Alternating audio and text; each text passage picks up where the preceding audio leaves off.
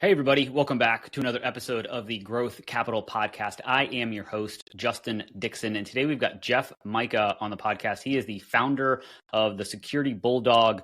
The Security Bulldog's AI-based platform collects and distills vast amounts of cyber intelligence, enabling your team to quickly identify relevant threats and make better decisions. It's a very cool episode because we talk to Jeff about kind of the difference between building a kind of professional services company, which he started to previously in his career, and starting a SaaS business that he actually raised some venture capital on. So, very different mindset of building a bootstrap professional services business versus a venture-backed SaaS business. So kind of a cool episode. We dive into kind of the differences, positives and negatives of both. And then we talk a little bit about kind of his goals and passions for 2026 as he continues to build the business. I think you'll get a lot out of this episode. So let's get Jeff on the podcast.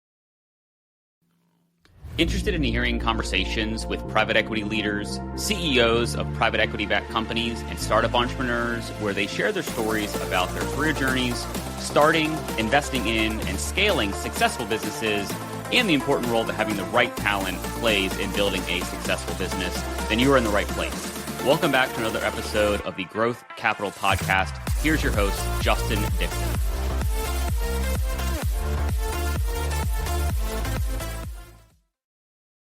Jeff, welcome to the podcast. Thank you for being a guest. Well, thank you for having me. I'm excited to be on the show. Awesome. Very cool. Well, let's get started here. Give the listeners and watchers a little bit of an overview of who you are, where you are, and what you're up to right now. Awesome. Yeah, my name is Jeff Majka. I'm the founder of the Security Bulldog. We lower cost and speed remediation for enterprise cybersecurity teams using an NLP engine that our CTO originally developed for the intelligence community, but we launched the company about 3 years ago at the hypothesis that cybersecurity is a human being problem, not a technology problem, and then a lot of the tools that had been developed over the past 20 years or so were developed without the idea that human beings are lazy and hate delayed gratification, and cybersecurity is hard and requires large amounts of delayed gratification. And so if we're going to move the needle practically in cybersecurity, we've got to do things like take the dirty secret of cybersecurity, which is everybody's doing Boolean searches in a browser tabs to answer some pretty basic questions. What happened? Does it affect me and my team? And if it does, what do we do about it? So we've been slowly bootstrapping the company till last year. 12 enterprise cybersecurity customers. We've started our first round of investment also last year. We found our lead investor, which is kind of exciting. So my joke is if product market fit's a 3-step process, we're on step 2.2. So we're not quite there yet, but we've got a number of different POCs and testimonials that we're working on that'll help us move the next stage of sort of scaling a lot more aggressively. But so I started a couple companies before this. This is my first sort of venture-backed one, but I'm excited to be on the show and chat a little bit about what we do. Awesome. Well, I guess give me a little bit of an overview. So you talked a little about you kind of initially thought and started this company for the security industry, and then I guess now you're working with are you working with SaaS companies or like who's your end customer essentially, or ideal customer, I guess? Yeah, it's interesting. So cybersecurity is kind of a global horizontal. So we have every industry, we have multiple countries right out of the gate. Chief information security officers, just to give you a sense of the scale, just in the United States alone, there's 43,000 companies that have a chief information security officer. At that time globally. So, the annual budget spend is somewhere around $300 billion just on cybersecurity across all the different, big, medium, and small organizations as well as the government. So it's a huge and growing, almost 20% a year industry. So when you think about cybersecurity, it's pretty massive and it's pretty pertinent to everybody running, everybody running corporations as well as government organizations has to think about it more and more and more because the honor system of cybersecurity is kind of coming to an end. So there's definitely more regulatory sticks there used to be, as well as, ransomwares and a lot of damages from breaches are well documented as large and getting bigger and bigger. It's calculated the average breach size now is somewhere around $3 million each. Oh, wow. So it's a massive problem. So the spend on it is also big and getting bigger. So when we think about our ideal customers, for us personally, I call them chief information security officers with teams less than 50. Okay. So that could be a $100 million company. It could be a $5 million annual revenue company. It could be a gigantic company. Generally speaking, the guy who runs a credit union who has the same risk management problem as JP Morgan, he just has $1 billion less dollars and thousands of less people, but he still has the exact same problem. So how does he go about being proactive and innovative and actually managing his risk in an environment where he doesn't have as many people or dollars as he'd like? And is your solution a technology solution? Because you talked about, it's you're lowering costs, but are you going into talking to the CISO and saying, we're a better cyber platform than name the cyber platform because there's, a lot out there and they, all of them do something maybe the same, something different, et cetera, et cetera. So when you talk to these CISOs that have a smaller team, how are you lowering costs and are you providing a better mousetrap than other security companies? Yeah, it's interesting. We're an NLP. We have a proprietary NLP, natural language processing engine, which is at the core of what we do, which is a little different than what everybody thinks about from an LLM standpoint. And having a trained one that's pertinent to this particular industry is what I think is a big differentiation for us. But when we're talking to them, we're weird and we're not actually asking anybody to swap anything out. We think of ourselves as kind of like a turbo booster that gloms onto what what you're already invested in. And again, like a 10-person team, right? That's $1 million in labor costs, right? And probably another $1 million in software spend. And so when I talk to a small software cybersecurity team, that's what we're thinking about. Hey, 20% of your labor cost is being wasted with them looking up stuff manually, which again is a bad waste of time. And how can we free up that time for them to do more high value stuff, right? Things, the 3, 4, 5 things on your to-do list that you didn't get to this year because they were busy putting out these fires. And so for us, for generally speaking, the people that we're talking to, it's not necessarily, hey, how can we do what we do with less people? It's how can we be even better with the same amount of resources that we have? So for us, that's kind of how we look at it. Yeah. And the kind of NLP that you're implementing is, so you're not calling it AI, you're kind of calling it something a little bit different. And so how do you, sell that to a CISO who's got a few people and they have to look up things, but, now all these AI platforms are coming out that are essentially trying to automate and solve problems without human kind of intervention, I guess. Yeah, I think that's, and again, an NLP is a kind of AI. It's all machine learning. So I think that it's really interesting with the AI, boom that's happening right now. A year ago, being an AI company was really interesting and different. And people were like, oh, okay, what's that? So I think that it's, is it to the eye rolling stage where people are like, oh God, not another, AI company, but it's kind of getting to that point, right? So we didn't start the company as an AI company. We started as a cybersecurity, like how can we help cybersecurity practitioners be better at their jobs in a way that works with human nature to up against it. So I think that problem is still there, and I think our solution is still pertinent. So, what do we call it? Going forward, I think is going to be an interesting one because I think what you said about automation is the key. And I think it's interesting that cybersecurity is kind of like, the canary in the coal mine when it comes to implementations of things like this across all different sort of enterprises as well as kind of society at large, because it is kind of like, okay, we all know what AI is and is not right now, which is great. But okay, how does that actually work? And is it just, oh, we don't have to write this thing because AI can write about it? And I think that our experience has been AI fitting into a workflow and what people are bad at. And then, okay, what's automatable and what's AI-able, right?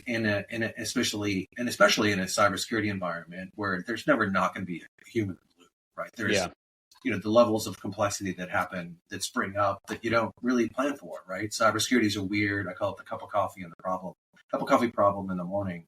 When you wake up, you have no idea what kind of day it's going to be, right? It could be an easy day, it could be a hard day, it could be a day where there are no answers, right? So it's a probabilistic kind of industry where you're never 100% sure about something that's happening or something that's not happening, right? So, and whether it's pertinent to you. So, when we think about automation and AI, and you think about, okay, what's the perfect cybersecurity tool? The perfect cybersecurity tool, right? It's not what we use now. It's what's the minimum amount of information I can give you and your team about what to do right now, knowing that, this afternoon or next month, that answer might change, right? And it's never 100% one way or the other. So, hey, how can we make decisions better? And again, when you're thinking about, a cybersecurity team, whether it's 10 people or 1,000 people, how do we help them make those decisions better, faster, and quicker? Because in cybersecurity, it's all about speed, right? Speed to find out, speed to find out vulnerabilities, speed to find out about breaches. How fast can you remediate?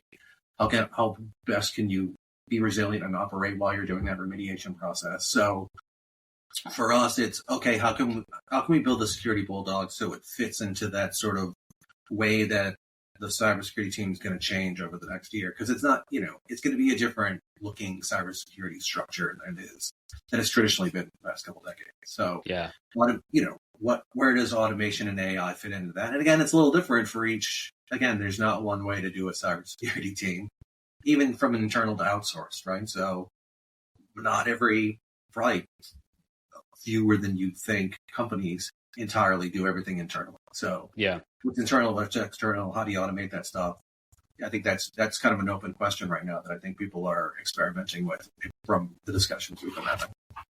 I'm curious to get your take on, if you Google what cybersecurity tools I need, there's a endless list of providers out there that can monitor your network, who's on your network, the access they have, et cetera, et cetera. Like, what are some of the things that you're seeing that are kind of most critical for your kind of clients that they have in their stack to make sure that they're as secure as they possibly can be? Yeah, I think there's a standard kind of setup, if you have a chief information security officer, there's a level of maturity there where they've worked through all of that kind of stuff. If they haven't, going to a managed security services provider and letting them do a cybersecurity audit of where you're at in the sort of, stage 1 through 5 levels of cybersecurity maturity. There's lots of great companies who offer that kind of service. If you don't know what you don't know, which is you should be curious about finding out, because the reasons why cybersecurity is increasingly affecting more parts of society is that, like, JP Morgan's well protected, so they're going to go after a hospital, they're going to go after a dentist's office, they're going to go after medium and small businesses because of the soft targets. Yeah, and they're going to go and say, okay, I can, and again, we're talking about ransomware gangs that employ tens of thousands of people.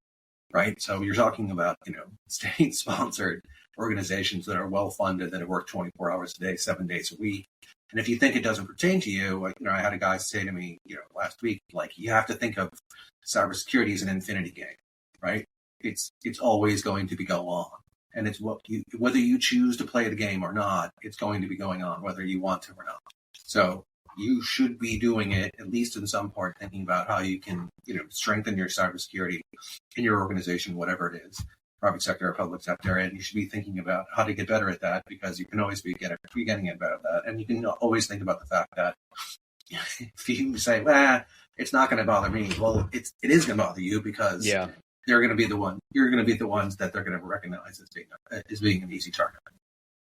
And you mentioned kind of the average breach being like $3 million. Like, I'm curious, how are the breaches happening? Is it typically just people clicking on links that they don't think that they shouldn't click on? Like, is that kind of the easiest way for these folks to get in? Yeah. Well, I mean, phishing always works.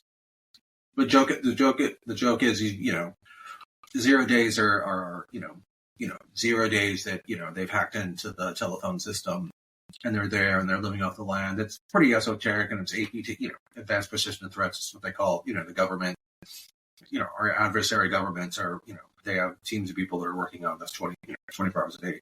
But when you talk about, fly-by-night ransomware attacks, it's almost always somebody's clicking on a link, right? It's phishing. Yeah. The easy stuff. It's passwords. It's still dumb things like people leaving, some admin leaves password as his password, and you can get root access to somebody's stuff. Yeah. But simple stuff like, the customer service desk it's a call from, Bob, the IT guy. And then Bob says, hey, I lost my password. Can you reset my password? But they've spoofed that, right? So, right.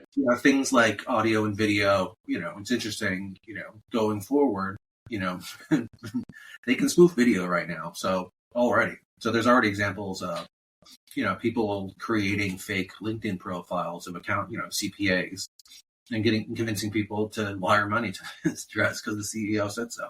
And you glance, they're like, yeah, okay. So I think that,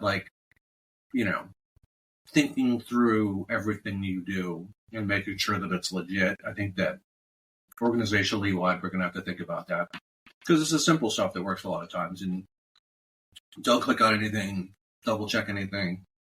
Identity management is a huge part of that. Double, triple and checking. I think we're all got used to, doing things without really thinking through, okay, if this person's on LinkedIn, that's enough social proof for me to, do whatever we have to do. So it'll be interesting down the road. You talk about going back to the office. We may have to, right? Because you can so easily spoof somebody over video. To do big transactions, to do important stuff, you might actually just have to meet in an office just to do the paperwork, right? Because it's the only way you can verify that somebody is who they say they are.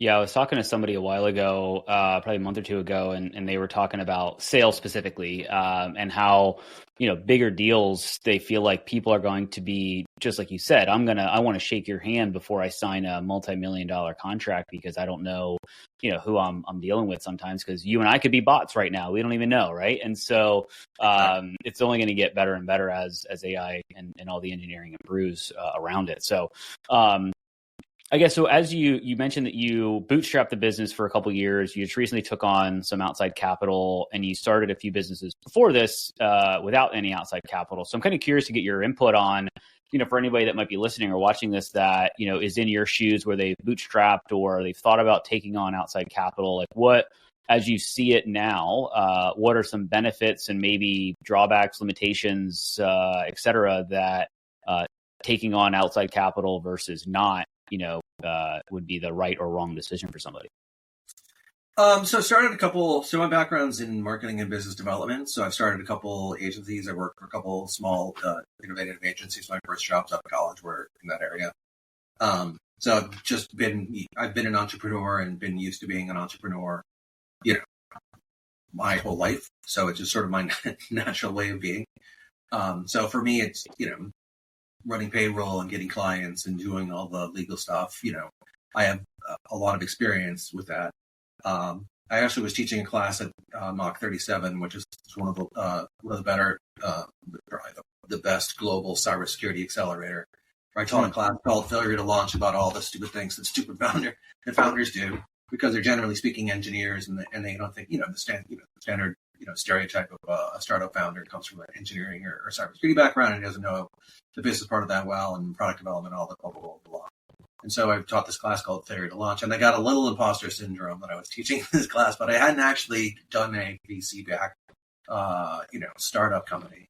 And so I was like, well, I think I have an interesting take on the cybersecurity world, having been in it a couple decades, like I said, from the marketing business development side of things. Hey, let me show, let me try this out. And, did the customer discovery session, and we built an MVP. We talked initially with some investors, but that was kind of like in the 22-23 period. After the Federal Reserve started taking away the punch bowl, and there was very little liquidity and nobody was doing investing. So we kind of forced to do bootstrap. So got it. We did a lot of that early work on the MVP, customer development stuff, finding our first customers, finding our first POCs, all that kind of jazz. So we actually had a little bit of revenue when we sort of went back to the market last year, and closed our sort of lead investor with a pretty strong story that we were sort of post revenue MVP plus. We had a good pipeline. We had built a team of sort of engineers and go to market, and we had a nice, well-rounded team. We had good feedback and testimonials. So we had all this stuff. and AI was hot and cybersecurity was always hot. So I think that when we went back to the marketplace, we were able to find a lead. But it's doubly difficult to do a company. Being an entrepreneur is very hard. Being an entrepreneur and also trying to raise money, that's double the stakeholders you're trying to talk to. And so everything you have to do from a sales go-to-market strategy to get customers is the same exact thing you have to do with investors, just with a completely different vocabulary and a completely different way of thinking about the world. Yeah, I've talked to a couple of founders who, one of them was told me, and I asked a very similar question to them because they'd started a few businesses, some that they bootstrapped, some that they raised VC money, and their feedback was, try to bootstrap as long as you possibly can so that you don't, because once you take VC money, you are, chasing a return on that investment, right? And so you've got people that have investors that want, X return on their investment, and so you have to keep running as fast as you possibly can. And to your point, the other one I talked to essentially said, he was the CEO and head salesperson, and he had to hire essentially a chief revenue officer to sell the product so he could go out and raise money, because that was a full-time job to go out and raise capital and all that stuff. So, yeah, it's kind of sounds similar to what you kind of went through, almost kind of forced through, the 22, 23 kind of. Nobody was kind of putting out money because of everybody essentially deployed capital in 21. And then everybody was like, oh crap, we need to pull back and not invest as much in 22, 23. Well, everybody was getting into, there was a run on the bank, right? There's SVP. There was that's how bad liquidity crunch got. And so, a lot of there's a lot of pooled capital, but there's still lots of down rounds that they're trying to get digested through the system. Yeah. So, it is what it is. I think that any startup has to be super, most startups I think need to be capital, and it depends what industry you're in and what you're trying to sell. And I say this, my background's in business to business, SaaS, enterprise, sales stuff. So what it's like to do a consumer side, I have no idea. So don't even listen to what I have to say in that regard, because it's completely out of my wheelhouse. But for enterprise type, startups selling to enterprises, you can do it extremely skinny right now, right? You don't put anybody on payroll. You do 1099s for everybody. AWS costs are minimal. You can, if you've got a good strong plan of what you want an MVP to look like, you can build those pretty cheap compared to how it's been before. I think that the hard part, right, is always the customers, right? So, and you don't really need anything to sell customers, right? You need a good story, and you need to be able to outreach them. So for me, again, being a business development guy, that's a little bit of a leg up in that I'm not learning that from scratch. The founder-led sales is really, really hard too. So, and then, and then everybody else is, and again, cyber is such a crowded field. There's a couple thousand cybersecurity companies, and they're all, screaming at the same guys. So it's how do you get your message through is an extremely difficult challenge. On that note, I'm curious because, with AI search becoming more and more popular, people aren't Googling things as much, right? And so a lot of times, and this may not be as relevant to kind of the enterprise space, but definitely for kind of SMB and mid-market, a lot of times the playbook for marketing was, buy more ads or, invest more in kind of those types of marketing dollars. Whereas now, it's kind of a different ballgame when people are searching, via AI and ChatGPT and all of that fun stuff. So how do you kind of look at that from a go-to-market standpoint, from a sales and trying to attract customers and get your name out there as a startup? So we automate as much as we possibly can, and we use AI in every aspect of being a startup founder.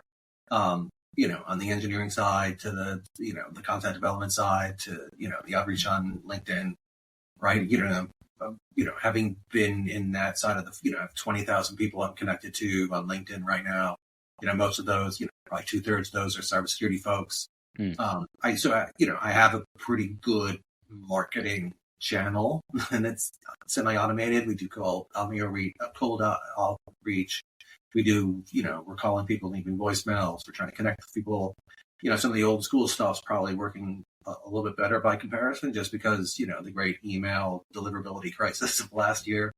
I think everybody's wrestling around, okay, how do I actually, how do I actually communicate with the folks that I need to communicate, given that everybody's emails are completely overwhelmed, and they've really tightened down.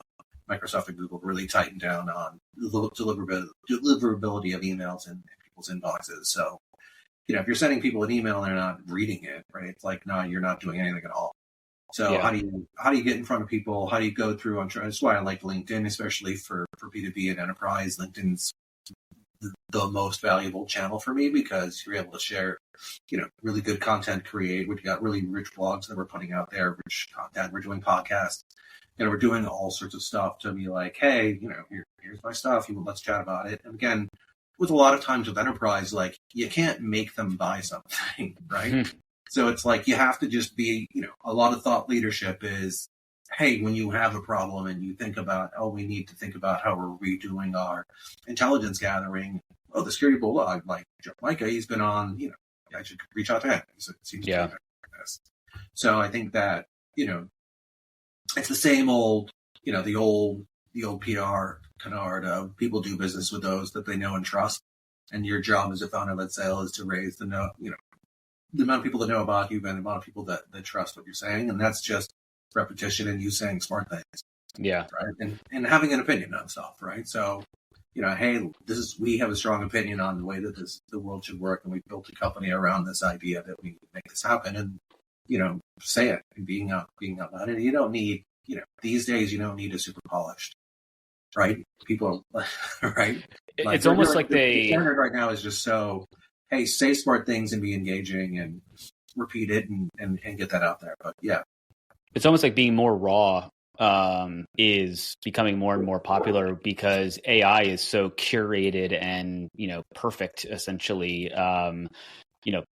I kind of find that, a lot of people that I follow, I'd rather them kind of do a off the cuff post or off the cuff video versus, the very polished kind of premium content, essentially, because then it feels more real, I guess, to me.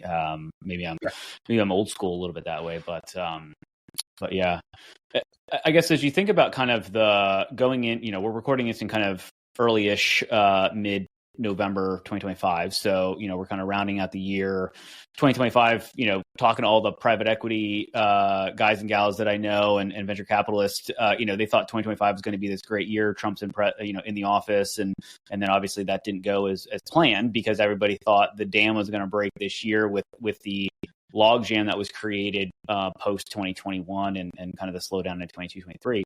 So I guess what is your kind of take on, the 2026 kind of outlook when it comes to kind of the capital raising side? Because obviously, if you've raised one round, hopefully maybe you only have to raise one and then you're good. But if you have to raise another, or if you have other colleagues and friends out there that are thinking about buying or selling or raising, like what's your sense given that you've, raised some money and all of that? Yeah, it's an interesting year. So, I mean, I think that I agree with that understanding of the market in 2025. In the beginning of the year, everybody was bullion, like it was, people were like, yes. And then it just quickly got flushed down the toilet, right? The tariffs and everything else. So I think that, I think the conversations that we had at the beginning of the year kept going, but they obviously slipped. I think post, I spent a lot of, I knew this was happening. So I spent a lot of time, outreaching to investors. I put out monthly investor update emails. So I'm really good at, constant flows of communication and asking them questions. So I think that like the summertime was, for me, I'm going to put this work in now, knowing that, I want to be top of line with them in the fall. And it kind of worked because we've had a lot of activity in the past couple of months, post Labor Day. It's picked up a lot since the summertime. And even kind of like, I guess March is when it all flushed down the toilet. Yeah. So I think that, I've had way more, just anecdotally, I have way more activity on the investor front since Labor Day, which is great, but it's, partially the animal spirits changed and partially I put a lot of work in during the summer and communicating with them. I think that, so we've closed, I've closed 2 safes this month and want to do another 2 this fall. And we didn't do any for a couple months during the summertime. So yeah, capital in, It's always always a good thing, Yeah. right? So, I think that, continuing that sort of momentum of like, hey, we're closing, we're trying to close a lot of the deals with cybersecurity buyers that we want to do this summer also slipped. So trying to close those as well. So it's kind of like, in my world, new logos, solves all problems, right? So if you're an enterprise startup founder, like closing revenue is always 10,000 times better than anything else, right? So getting those deals is always solves. It's revenue. Use that for engineers, like you can do a lot of stuff. So closing all of that stuff as much as we can in Q4, and then going into next year is really, really important, ending the year strong, which it looks like it's going to do. Fingers crossed. I feel like I'm way more confident and happy with the amount of deals we're doing now. So 2026, I hopefully think that it'll get better and better and better. I think we've all learned, how the Trump administration is going to operate, and I think getting mental guardrails in place so that you're not sent from one extreme to the other. I think the market's learned that. I think everybody's kind of like figuring out, okay, this is how this is going to be, and we're just we've got more practice with it now. Hopefully, fingers crossed. God knows what's going to happen. It's been a very eventful year, but I mean, I think 2026 is going to be better. What the economy does, cybersecurity is not immune to the outdoor, to what goes on, but there's a certain, you have to have cybersecurity part of cybersecurity that, where, they're going to have that function. It's just how do they manage, how many people do they need? I think that, different companies are going to struggle, if a lot of the companies we're going to be selling to are, hey, they're in software, they're growing fast, they've got, bad margins, right? It isn't necessarily they're going to cut people. It's, okay, how can we get more of the resources, or how we can add resources? But there's lots of other companies where they're, hey, the board's saying to the CISO, hey, we're going to have a down year, earnings wise or revenue wise, which is terrible. How do you do more with less? Which is, again, we can fit into that too. So we're flexible in our messaging that whatever your individual corporate circumstance is, we can help from the Security Bulldog standpoint. But I don't know. I think it's gonna. I think I'm personally on the hopeful side, but I'm generally an optimist anyway. So that's good. Yeah. Being on the opposite side of that, you can spiral pretty easily. But if you're on the optimist side, at least you've got a positive outlook on it. I'm curious about the business for where you are now. You mentioned kind of 1099ers. Like, how big is the company, the Security Bulldog? Do you have a bunch of employees at the moment, or are you leveraging kind of global talent? How does that work? Yeah. So we've got 1099s and outsourced to different companies. On the engineering side, we're minimal marketing, so I'm leading up most of the marketing and business development stuff. We're not gonna, again, I'm a 3-time founder, so I'm gonna hire as few people as long term as I possibly can. Yeah. The idea that there's a $1 billion one person company walking the earth right now makes a lot of sense to me. Like that, I can definitely see, with all the resources that are available to you now, that you could be a one-person founder and get to 100 million in ARR and $1 billion valuation, whatever that is.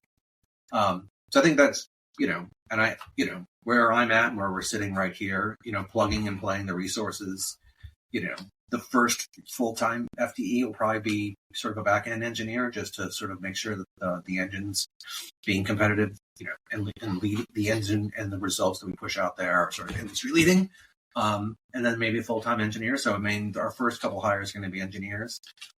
We're not quite there on the first sort of sales hire, although we've got people in the hopper, and there's people that we're talking to, on commission on basis, because we do have a bit of a partner program. So we're offering commissions for new deals, for those deals.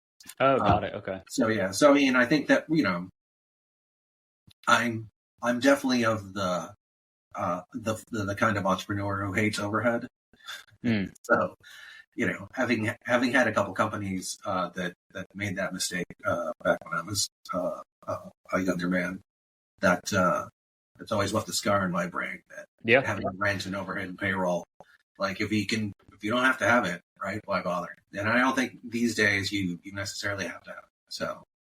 Yeah, there's definitely a lot more options than there was even, a handful of years ago to leverage global talent, leverage technology to do a lot of the things that, a few years ago you would have to, bring on more people and all of that. I mean, you got Zoom and Slack and, videos, and there's, between, Jira and Contexture, documenting everything. And, we got folks in Brazil, we got folks in Ukraine, India, or like folks in America, like, we got people all over the place.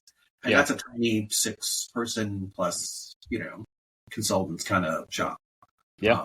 And again, like that's okay, and we're not going to be, we're not like a consumer shop where we're going to go from, 1 to 1 million users, right? We're an enterprise shop. So we're going to grow in reasonably well-sited spurts, right? As we close bigger and bigger, okay, we're going to add 100 users here, 1,000 users here, 1,000 users here. So it's going to be chunky in how we're able to grow on the engineering side and the customer support side. So, when we get to that point, we'll have a little bit of visibility to do it. But I'd always rather do it a little later than not. Yeah. And again, like I'm like all entrepreneurs, that cash flow, I've got that cash flow spreadsheet in front of my face 24 hours a day, 7 days a week, and it turns red, right? So my job is to get to the point where it turns green and it stays green, and we can, move through the. And again, we are now a VC-backed, an enterprise SaaS startup. So we want to grow fast and big and get extremely large and sell the thing. So doing seed round and then doing Series A and B and C and making money for our investors along the way, it I think is really, really important, because that's essentially kind of like the job, right? If you want to be a VC-backed founder, your job is to make your pre-seed money, your angels money. Your job is to make your seed investors money. Your job is to make your Series A investors money. Every single step of the way, you need to be making everybody money. And so thinking about your valuation and thinking about who you get to invest in, when and how, is really, really important part of the process. Which again, is a full-time job that's also long. But you also got to run and build a business, right? So you got to manage your investors and manage your clients. You got to make your customers. You have 100% focus on making your customers happy and making them delighted with the service that you're providing. Yeah. Well, as we wind down here, I guess I'm curious a little bit about, we're, like I said before, we're recording this in November. If we jumped on a podcast in November 2026, what's like 1 or 2 things that you'd love to have happen in 2026 to make that a really awesome, conversation? Close at least. I want to close at least another 15 enterprises are the ones we want to do.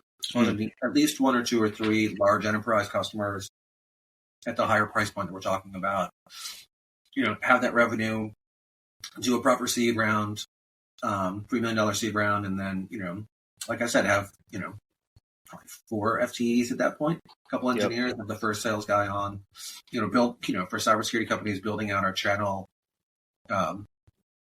partner relationships is the next step after this. So a mature cybersecurity company is selling 90% of their revenue through channel partners. And, so being founder-led sales to channel is a huge transition, which is more sort of like late seed Series A kind of stuff. Yep. So if we're spinning up all those things, that's really, really compelling to me. But yeah, so that's the way I'd like to look at it in 2026. So you won't be busy. You're not a ton on the radar, right? Very, very busy, which is great. Right. Yeah. Awesome. I mean, that's the challenge you want to, if you're thinking about being a startup founder, that's the challenge that you have to be excited about. Right? Yeah. If you want to build a lifestyle business, and that's a different path, that's fine, but you're not going to get a VC to back a lifestyle business, right? So, you need to, once you take that VC money, your kind of goals potentially, triple, if not 10x. So you've got to continue to ratchet up. Yeah. And again, like I've had and started a couple professional services companies, and it was awesome. It was great, right? So selling whatever engineering services, consulting services, whatever you're an expert at, and selling that to people who are going to pay for it is an awesome. I've done that. It's great. Yeah. But selling those, you're not gonna. It's not really a thing you sell afterwards, right? Because you're going to get like 1.8 your revenue, right? Which after taxes is you're doing great, and you've got like a $5 million consulting shop. We're going to sell it for 6, and then you're going to pay taxes. You get 3 of. So I mean, it's not nothing. And there's plenty of agencies that in your field that will buy out those things. But you do get freedom, and it's revenue, and it's awesome. But yeah. I wanted to do a completely insane challenge, and here we are. Yeah. Well, I'm excited to hear how things go and keep following your story. I really appreciate you jumping on and being a guest here. We'll wind this thing down with the same way I wind down every podcast with a 3-pack of questions. So first question here is, what's a book or podcast that you might recommend to the audience that you found helpful or influential?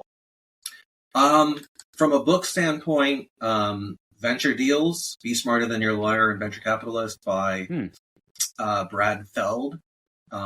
If you are going to raise money, read that book from cover to cover a couple of times. It's completely invaluable. Everything I know, and I thought I knew a lot, everything I know is in that book, and it is a great book. If you want to go down that route, because you'll learn everything you need to know about the psychology of investors, how they think about things, the history of it, how it's going to be evolving in the future. You'll get incredibly valuable information out of that. So if you're thinking about it at all, read that book. Very cool. Love it. No, I hadn't heard about that one. That one sounds very interesting. I'll have to check that one out. Awesome. Second question. It's on Amazon. Is it? Okay, perfect. Second question here. What is your favorite thing to do outside of work? Well, there's not that many things outside of work because I'm as a startup founder, your VCs are saying you don't even do anything outside of work. There's nothing. Right. I've always been a traveling guy. I do play golf. I grew up in Chicago, so I'm a huge Chicago Bears fan. So it's do a little fantasy football here and there. I live in Washington D.C., so I like to go out and eat in restaurants. So I do actually pretty great life. Outside of work, and I try to keep that. I do try to keep that somewhat balanced and not be completely sucked up into everything. And I do think there's a lot of value in decompressing and unplugging your brain, even for like a short period of time, to just let it free flow again. Because you're at your best work when you're, fugue thinking and just dreaming and letting your brain just work through all these problems and in a playful kind of mode rather than being, Yeah. Well, your brain's like a muscle, right? You if you go to the gym every single day and you lift your biceps, you got to let them recover because that's how they build and grow, right? So you got to let your brain kind of decompress and digest all the stuff that you're throwing at it on a minute by minute basis. So it's always good to let it rest for a few days or at least a few hours if you can. Awesome. Well, that kind of leads into my last question here. Favorite vacation spot? What a great time to kind of let your brain just kind of decompress is on vacation, right? Let's see. My favorite on the East Coast, we love going down to Charleston, Kiowa Island. Okay. I love. I'm not giving one answer. I love Miami, Florida. I've actually got a place in Cabo San Lucas, which for an English person, it's kind of a strange choice. And love the Caribbean. But cool. Anywhere awesome. warm on a beach generally is my preferred place. Well, especially as we're approaching winter up in the Northeast, I'm sure it's starting to get colder and colder up there. Being someplace warm is not terrible. Yeah, it hit 37 last night. So. Ooh.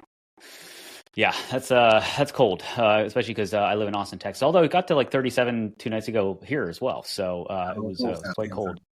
Yeah.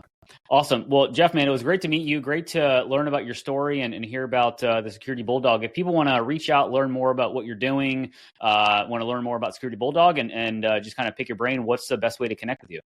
Securitybulldog.com is the website. My email is jeff@securitybulldog.com, all one word.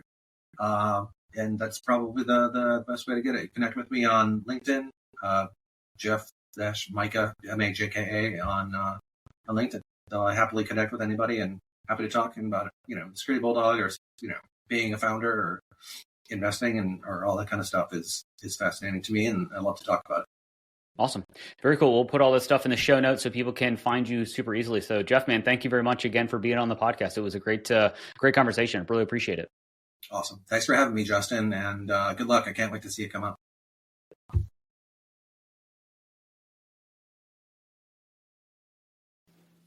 I hope you found at least one actionable insight from this episode of the Growth Capital Podcast, your one-stop shop for insights from private equity leaders, CEOs, and startup entrepreneurs on starting, investing in, and scaling successful businesses, as well as the role having the right talent plays in growing a successful business. It would be greatly appreciated if you would rate and review this podcast. And if you're watching on YouTube, please like and subscribe and drop us a comment so we can expand the audience of this podcast.